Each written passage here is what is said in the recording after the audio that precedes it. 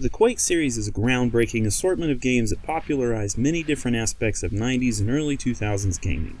Whether that be speedrunning, multiplayer, sound design, or 3D level design, Quake is responsible for laying the groundwork for so much of what was to come for video games as a whole. But for me, growing up without a capable home PC, Quake was an N64 game that I bought from my local game exchange for $10. Quake for the Nintendo 64, or Quake 64 as it's more commonly known, was for the most part a port of its PC counterpart, obviously acknowledging that it's a move to inferior hardware. Released in March 98 and therefore just a few months shy of 2 years after the original PC release of June 96, this placed Quake 64 in an undeniably precarious situation in the first-person shooter history regarding both the PC and the N64 library. March 98 was almost 2 years after the original PC release of Quake, 4 months after the PC release of Quake 2, 7 months after the release of GoldenEye for the N64, and even 1 whole year after the first Turok game was on N64. Building off of the concepts of Wolfenstein 3D with how rapidly changing technology were evolving the possibilities, the PC had rapidly asserted its dominance of the FPS genre with the onslaught of classics like Doom 1 and 2, Duke Nukem 3D, Shadow Warrior, Blood, Rise of the Triad, Heretic, Hexen, and Redneck Rampage. And then of course the complete transition into 3D with Quake, Quake 2, Star Wars Dark Forces 2, and Mysteries of the Sith, and even Hexen 2. The Saturn and PS1 had Power Slave exhumed in fall of 96 and spring of 97 respectively, as well as ports of Doom, albeit not straight nor completely identical to the original game for multiple reasons that Stop Skeletons from Fighting and Digital Foundry can do a great job of explaining, as well as ports of Duke Nukem 3D in 97. The N64 was trying, but maybe not trying hard enough to cater to this genre with a port of Duke Nukem 3D in October of 97, and even an exclusive Doom game with Doom 64 on March 31st of 98, that was probably a surprise to most everyone that actually looked into it, as it was a new game with updated visuals and at least a somewhat unique entry into the series. It actually built on the moodiness and more horror-based atmosphere that Williams put out with Doom on PS1. But it was ultimately still a 3D environment with 2D sprites duking it out. And it did fly under the radar to the average gamer because everyone was expecting a straight port, and even with Quake being the next big thing, the hunger for yet another Doom console port was non-existent by then. So ripping, tearing, and slaying as it was, the N64 finally had a true 3D FPS on February 28th of 97 with Turok just a month before Doom 64. And later that year on August 25th with GoldenEye, both of which are legacy entries to the genre and the console. So with those two milestones, or even three if you want to put Doom 64 on a pedestal for not being a port, which I tend to agree with, a port of Quake may have seemed like a logical next step to flex the N64's power, appeal to an older audience, and add to its sudden mantle of killer FPS apps. Ported, developed, and published by the same team that developed Doom 64 1 year earlier, Quake 64 released on March 24th of 98, and unlike Doom 64 in that it is simply attempting to be an actual port versus a somewhat original take on the game it was based on. Doom 64 took monsters, weapons, and level concepts from the original Doom and Doom 2 and updated them to be bigger, badder, and more detailed. The game also made a pretty intentional shift to go from fast-paced grunge and metal field action to have a more methodical, dark, and visceral atmosphere with both visuals and sound design. The original Quake is already a great marriage of these styles, and while it might be disappointing comparing to the originality of Doom 64, I can honestly understand why the developers did not see or take the same opportunity with Quake 64. Quake was a pioneer in 3D design, not unlike games like Super Mario 64. Importing all of those intricacies to less powerful hardware was no easy task, and at that same time is probably a pretty good sign as to why Doom 64 kept the 2D aspects that it did. However, I do think it's a justifiable gripe that there's not so much as one new original monster nor level. We are talking almost 2 years after the original release and a year after its 2 expansion packs that obviously included new levels, but also a few new monsters and weapons. We don't even see any aspects of those included. While including all of the levels of the expansion packs is obviously not realistic for the N64 cartridge space, I think it would have at least been appreciated to mix and match the monster placement within some of the levels to spice things up a bit. Now we are here to discuss Quake 64 as an N64 game and not at every turn match it up against its objectively superior PC counterpart or even against the Saturn version that bests the N64 in a few ways but fails in others.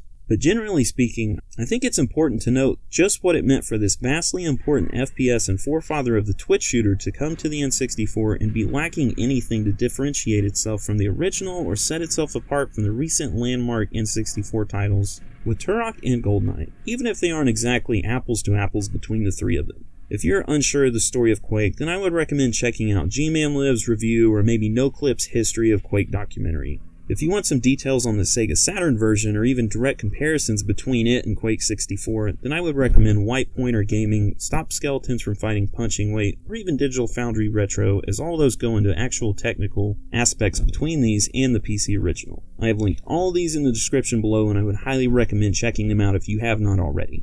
So now let's discuss the content of the game. The game has a single-player campaign and a multiplayer mode. The single-player campaign has 21 continuous main levels and 4 secret levels. This is minus 7 total maps from the PC version if we don't count the expansion packs, and with no new exclusive levels, as well as minus the difficulty selection room and the hub, and with no new exclusive levels as well as minus the difficulty selection room and the hub. As small as those were, they certainly lent themselves toward building the atmosphere of starting a new game.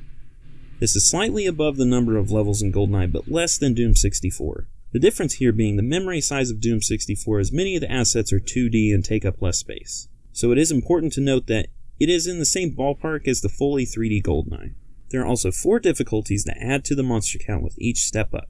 This gives incentive to make your way through the game, challenge yourself to take on the next difficulty. But the catch with all that to me is the fact that the game does not save on the cartridge. Doom 64 and Turok used a password and memory card system respectively, but GoldenEye was able to save to the cartridge. While I can't find any definitive evidence of the cartridge size for each, the ROM size for GoldenEye is 12 megabytes and Quake is a little over 11. N64 cartridges were notoriously expensive to produce, but there were variations in size available as well as batteries used for saving data. The more memory, the more expensive the base cost to manufacture and ship each copy of a game was. And with Quake 64 being behind the 8-ball in some ways, but not all, compared to GoldenEye and Turok, and also not a partially original game like Doom 64, the story of Quake 64 had turned into trying to get it onto store shelves as quickly and inexpensively as possible. So while I don't have the technical facts on the cartridge sizes for Quake and its FPS counterparts, I'm going to assume that Quake had a smaller cartridge size or simply no battery to save time and money in the final stages of development.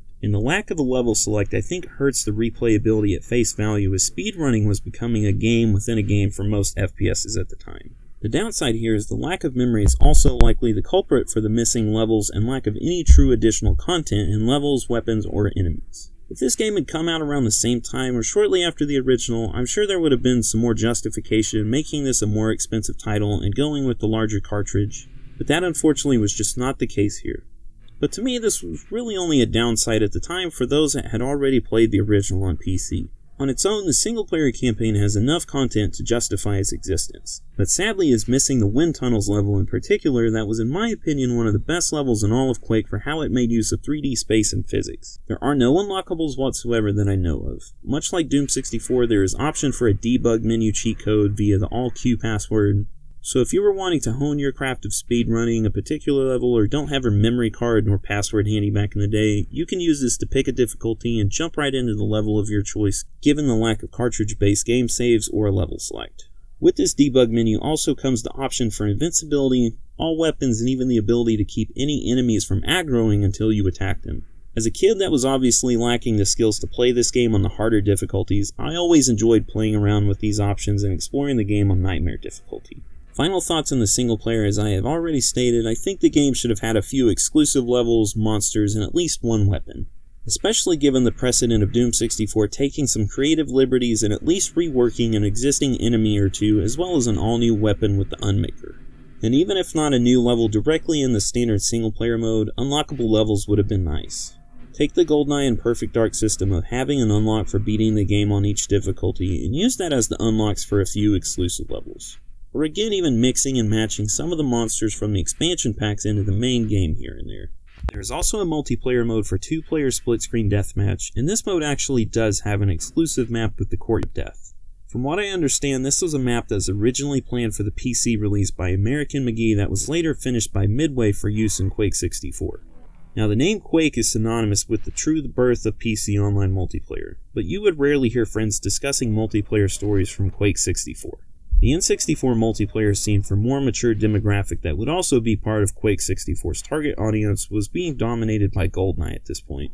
And while I don't necessarily not enjoy the multiplayer here, it just has a very different feel than GoldenEye and runs pretty poorly as well. So it's just harder to enjoy unless you and a friend were just dying to play a deathmatch and had no other means. Quake is a purposely difficult game to begin with fast monsters, fast movement, and many traps throughout the levels, and that concept is exacerbated by the N64 due to an obvious lack of a mouse for aiming. That is obviously a rule that still holds true to this day, that an FPS is always going to feel somewhat artificially more difficult on a console due to the lack of a mouse, but then artificially easier with Snap 2 aiming. Quake 64 does not coddle you in any way whatsoever here. It is as punishing as it wants to be here, and I am totally in favor of this. However, the multiplayer mode is affected by this even more than the single player in my opinion. The fast-paced nature of the PC multiplayer is hampered by the N64 controller, and it just feels kind of choppy and clunky visually. The spray and pray of the nail guns and splash damage of the rocket launchers can make up for this, but the frame rate can range from 20 to almost single digits depending on how much action is taking place. Overall, I think the multiplayer was a necessity, 1, because it's Quake, but also 2, because GoldenEye had proven not only what shooters could be on the N64, but also what the multiplayer of the genre was capable of. Now, this is absolutely not to say Quake and GoldenEye's multiplayer modes were similar, because they really were not, because the base games themselves simply aren't either. And I'm not trying to claim this to be apples to apples, it's just a matter of GoldenEye's multiplayer having far more variety, running smoother, and just having more longevity with 4-player capabilities and not just 2.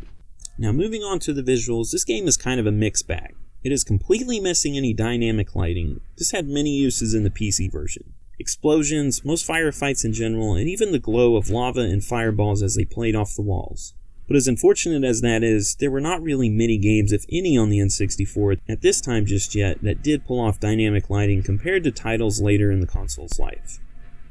Quake 64 makes heavy use of colored lighting in many of the same ways as Doom 64 and Doom on the PS1. Now I think this suits the game very well overall though. It really helps with the mood and atmosphere of the levels, and it is used in varying ways throughout the game to account for different visual styles of 4 original episodes. While I don't necessarily have time to do a complete side-by-side breakdown, I would argue that some of the levels, especially later, like the Tower of Despair and Azure Agony, use less lighting completely, and many segments that are almost pitch black. But then you see the opposite with the Wizard's Manse, which is mostly a gray, darker level on PC, but is turned into a more brightly lit level with browns and yellows of wall textures giving a very different feel. Monsters also have a pseudo-dynamic lighting effect by taking on the color of the sector they are standing in. So when enemies come charging at you through various hallways, the colors do technically dynamically change when the monsters enter a different colored sector. The earliest good example of this would probably be Gloom Keep and the knights and ogres that come charging at you from various corridors throughout the level. And again, I think this is a pretty nice touch and doesn't look half bad even today. I really think it made the best of the hardware at the time to fit the game's aesthetic. Some of the more complex level geometry and texture work is also done away with or reduced in quality simply because of memory limitations or the N64 not quite being able to pull off the same resolution of the PC counterparts or accommodate as many of the more elaborate structures throughout the levels. But again, this is from the perspective of it genuinely not looking too bad compared to N64 games of the time, and a fair bit better than shooters on the PS1 and Saturn. While I think it objectively holds up today, that's up against most any N64 games from this era. And most of the games genuinely do not have great looking textures that we could objectively say have aged well. These are all just products of the time and they should be looked at as such and given due credit. But one area this game does have a flat out win in would be the lack of distance fog or draw distance issues. Again, not apples to apples, but looking at Quake against Turok's notorious fog and even GoldenEye a bit, Quake has mostly enclosed and tightly structured levels, but even in the more open spaces of the entire game, there are no issues to be found. The enemy models, while having more blurry, less detailed textures, are clearly recognizable against the PC version and do not compromise too much with quality. The gore and other detail on certain models are clearly visible, and I think they are pretty decent overall. The only catch is you will honestly be spending so much time running from them that you will rarely get a chance to admire them. But you can use the debug cheat to turn off the aggro of enemies and get up close and personal if you'd like. The other aspect of the enemy quality is the animations. Now, Quake 64 holds a consistent 30 frames per second, but to me, the game almost fools you into thinking it's lower quality than it really is, because the enemy animations can be so choppy that it almost appears as if the game is slowing down and dropping frames. While again I don't have actual numbers, there just seem to be fewer frames of animation that were outright built than there are frames occurring in the actual game. So the enemies charging at you and attacking you can have a lesser quality at times that looks worse depending on the enemy type. Take the ogres. You'll be spending so much time dodging their grenades and seeing the particle effects from the explosions obscuring your direct line of sight that you may not notice as much. But with the knight enemies or fiends, it is much more apparent as the nature of those enemies is to be up in your face at any given time. And that makes it easier to see those choppier looking animations when they're trying to rip you apart. But that same compromise almost adds more to the atmosphere of the game with the kind of creepy stop motion vibes that remind me of Tool's music video for Sober or a Quake Brothers film. The water, lava, and slime effects aren't too shabby here either. The surface level has a decent warping effect that just constantly warps the texture ever so slightly. While it's not remotely transparent, it could be worse like a static image. When underwater, you basically get the same slow warping effect, nothing special, but again I think it's saying something that both of these were accounted for here when we missed out on the transparent water. As far as visuals go, I think I have saved the best for last. The scrolling skyboxes on the N64, in my subjective opinion, outdo their PC counterparts. There is nothing wrong with the PC original, but the parallax scrolling effect, increased speed, and different colors add a lot to the atmosphere here when visible, which due to some of the simplified ceiling geometry is not as often as one would like. The Nine Inch Nails soundtrack is gone here as well, and much like Doom 64, Aubrey Hodges comes through in a big way. His atmospheric, aesthetic soundtrack is absolutely fitting and does a wonderful job of setting and carrying the mood for most levels. And while this may not make any sense, I feel like some of the levels have the color, lighting, and the soundtrack playing off of each other in ways that really make some of the 64 version of these levels feel unique. Aubrey Hodges also did the soundtrack with similar vibes for Doom on PS1, replacing Bobby Prince's iconic metal soundtrack, as well as the N64 version of Quake 2 in place of the Sonic Mayhem soundtrack. This is not to say either is objectively better than the other, because I just don't think that is a comparison that's possible. There are two completely different styles, and I think each style is applicable to the platform the game is being played on. With the PC, you have your traditional WASD and mouse-look style of fast-paced gameplay, and that high-energy music from Doom and the Quake series are part of that. But the style of gameplay you have on the console, while not literally restricted to being slow, I think you're more prone to having more of a slow, methodical approach in some of these levels, due to the imprecise nature of taking aim at your foes from the imperfect controls of the time. While you may be able to run circles around the enemies on PC, the PS1 and N64 controllers make the idea of creeping around corners and taking pot shots more of a reality than charging headfirst into combat. The sound effects of the weapons give a nice kick as well. The shotgun maintains a sound effect for the lever action similar to the sound of the super shotgun reloading in Doom 64, and this sound effect adds an additional detail the developers could have easily left out. The nail guns have a pretty hard punch and the explosions of the grenades and rocket launchers, while grainy, I would say purposely so, get the job done. There is of course a slight drop off in audio quality compared to the PC, but I don't think the quality we have is generally inferior to the typical N64 sound quality in early 1998. There are not many enemy sound effects in Quake overall, with each enemy type having usually only one or two sounds they make, but they are all here, and as far as I can tell, no enemy has been muted for the sake of cutting corners. Heck, even the scraping of the ogre's chainsaw is still here. The fiends not only make their growling and panting sound, but there's also the thud of them jumping around and the sound of them tearing into you if you let them get too close. With Quake 64 undoubtedly having to be a bit hurried toward the end, it is great to see that there was little to no compromise in this area. Quake 64 keeps near free reign on the controls that Doom 64 offered. You can customize every button, stick sensitivity, inverting, look spring, and always run. We have a few templates here at this point in the N64's FPS library. Turok had a couple of options, but I would argue it was still lacking and always felt a little jerky to me. GoldenEye had a near-perfect option with 1.2, and Doom 64 had a fully customizable button mapping. Let me back up and explain here though. I'm sure anyone that is a fan of any or all four of these games has their own preference, but I want to talk about how the N64 is responsible for shaping FPS controls we know today.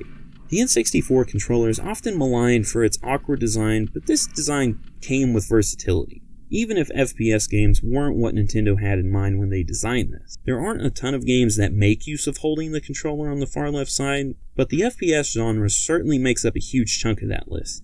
You have WASD controls on the left D-pad, and this equates to the left stick on any FPS today. Then you have the N64 analog stick for looking up, down, and around, which equates to the right stick today. Now the Z button does not directly correlate to the R triggers on any given modern controller, but do utilize the same finger as you would an R trigger. Last are the A, B, and C buttons on the right that equate to the PlayStation symbol buttons or the A, B, X, Y on a modern Nintendo or Xbox controller. So let's take the 1.2 on GoldenEye as well as the button mapping of Doom and Quake 64 and compare to console shooters from early 2000s. As revered as the Medal of Honor series post-PS1, particularly Frontline, was at the time it came out, these controls are horrendous if you go play them today. I downloaded the re-release on PS3 during college when Warfighter came out, and I just absolutely could not believe those controls were real at one point in time. Quake 3 on PS2 and Dreamcast used the same layout, and it's just not manageable for me in this day and age. I am sure there are other shooters out there that were just as bad if not worse, but these were the first two I thought of, and I know there were also others in the same years as those two that had perfectly acceptable controls, like Nightfire or Return to Castle Wolfenstein, but it's just crazy to think that we had nearly perfected console FPS controls by 1997, and console developers ran from these control schemes for years after still. Now that being said, Quake 64's controls and flexibility thereof are really, really good. The customization makes it a fit for any style or preference on the N64, and I think the developers showed a lot of foresight but also humility in not making their one single way to control the game and think that they have it right or more right than any other developer at the time.